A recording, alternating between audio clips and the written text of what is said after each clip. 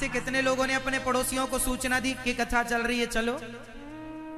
जिन्होंने नहीं दी जरूर देना और अपने अड़ोसी पड़ोसियों को भी लाना, क्योंकि एक प्यासे को पानी पिलाना, एक भूखे को भोजन कराना जितना पुण्य का काम है, उसी प्रकार एक भटकते हुए व्यक्ति को भगवान की कथा से जोड़ देना भी पुण्य का काम है। इसलिए भगवान की भक्ति से जोड़ना आपका काम है। इसलिए सबको बताओ, अड़ोसी पड़ोसी सबको कहो, चलो बहन, चलो भैया कथा सुनने चलते हैं। हाँ, सबको जोड़ो।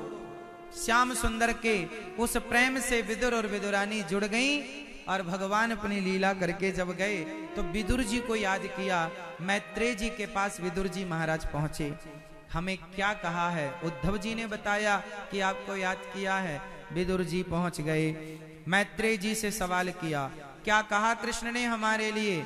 जरा हमें कहो। सुखाय कर्माणि करोति लोको न तैः सुखम वान्यदुपारवम्बा विन्देत भूयस्तत एव दुःखम यदत्र युक्तम भगवान वदेन्नः। सारी दुनिया सुख के लिए कर्म करती है, दुख क्यों मिलता? ये सवाल श्री विदुर जी का है मैत्रेय जी से। मैत्रेय जी ने कहा, संसार में दुख इसलिए मिलता है क्योंकि संसार का नाम ही दुखालय है। मैया, संसार का नाम क्या है? पुस्तकालय में क्या मिलती है? पुस्तक। औषधालय में?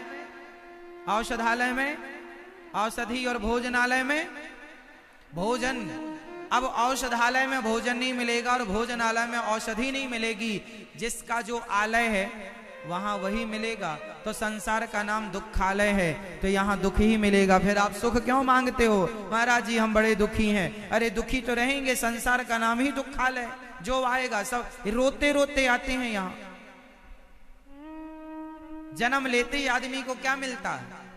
दुख, क्योंकि नाम क्या है। इसलिए इस दुखालय में रहा करो। इस दुखालय में सुख से वही रह सकता है जो भगवान की शरण में है, जो भगवान का हो गया। ठीक है मेरी माँ?